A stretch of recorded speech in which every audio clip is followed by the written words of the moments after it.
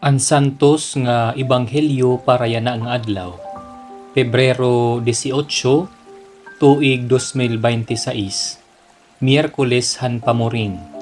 Kinuha dida kan San Mateo, versikulo 6, kapitulo 1, tubtub 6, ngan 16 tubtub 18. Nagsiring hi Jesus han iya mga tinunan.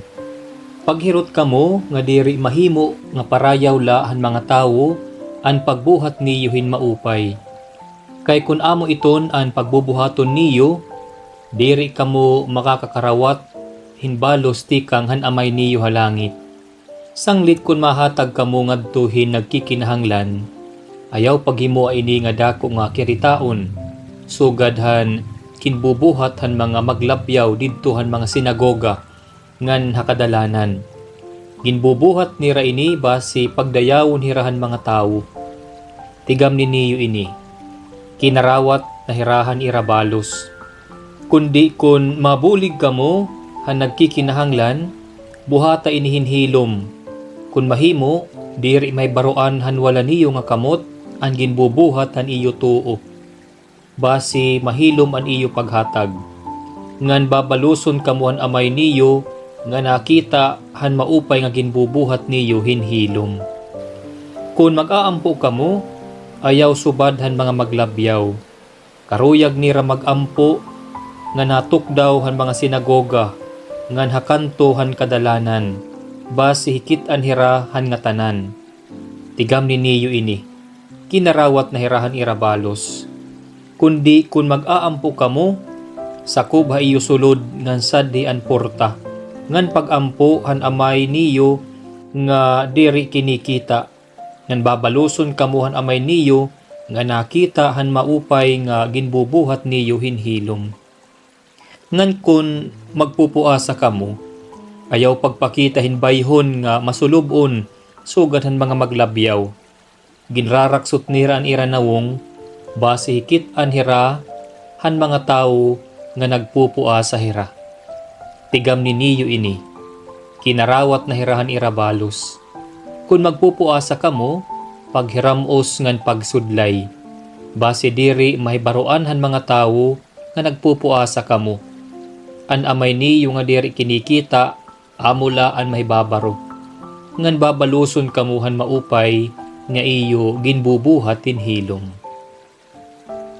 An ebanghelyo han Ginoo. Pagdayawan ka o Kristo. Haliputay nga pamalandong. Yan nga adlaw, nasulod kita hin bag-o nga panahon hiton aton liturgical calendar. Nasulod kita han panahon han Kwaresma o Lenten season. Iton ayat ha aton hini nga panahon nga magbasol kita han aton mga sala para mahiuli kita ngadto sa Dios. Didahan ebanghelyo, nagtugon ni Jesus sa iya mga tinunan nga diri mahimo nga parayaw la ha mga tawo an pagbuhat ni rahin maupay. Hasugad nga paagi, higitaliwat ingin papahinumdum nga diri ila maging superficial iton aton pagpakita o pag-express iton aton pagbasol. Iton pagbutang, iton agbon nga dahiton agtang nagpapakita nga nabaya kita hiton aton sala. Ngan karuyag naton mahiuli ngadto sa Dios. Parahan mga Israelita, an pagkakaon diri gud ini ang tuyo pagpakabusog. May dahin niya spiritual ngan religious aspect. Ang pagkakaon nagpapakita hin peace or wellness or pagiging okay. Sanglit kun kay ano nga magpupuasa kita, dara ini kay karuyag naton igpakita nga diri kita okay. Naghihinulsol kita hiton aton mga sala para ibalik kita ngadto sa Dios. Pero ini nga mga butang, mga pangawas la ini nga expression hin conversion. More than external appearance, hinumdumi naton nga kinahanglan nati kang ini hiton aton kasing-kasing.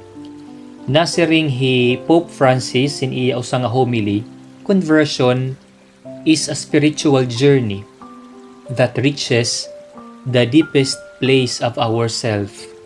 The heart is the seat of our sentiments, the center in which our decisions and our attitudes mature. Karuyag signgon nga kinahanglan magin puraw ngan malinis iton aton mga kasing-kasing.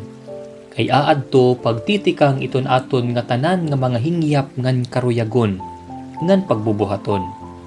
Conversion must begin in our hearts. Iton aton mga buhat, external actions, sugad-sugad iton hin burabod hin tubig. Kung malinis nga tubig, iton nakukuha didahini nga burabod, dara iton kay malinis iton iya source, iton iya tinikangan. Ngan kun mahugaw iton tubig, dara ini kay mahugaw liwat iton iya source. Ini nga panahon han Kwaresma, opportune time ini hin paghibalik naton ngadto sa Dios. Para maging ungod-ungod iton aton conversion, again, kinahanglan magtikang ini iton aton kasing-kasing nga nagbabasol ngan mahinulsolon. Amen.